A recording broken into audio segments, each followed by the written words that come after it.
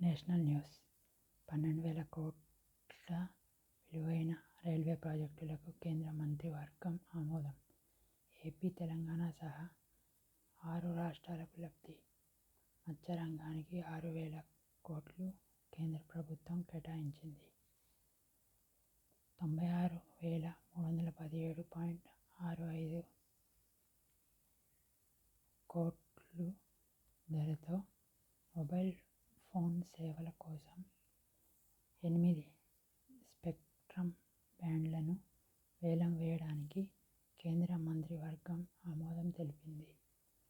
PV Narasimha Rao, Chowdary Charan Singh, MS స్వామినాథన్లకు Bharat Ratna ప్రకటించిన కేంద్ర ప్రభుత్వం. State news.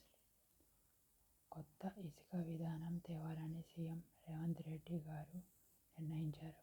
నేడు గవర్నర్ ప్రసంగంపై తెలంగాణ అసెంబ్లీలో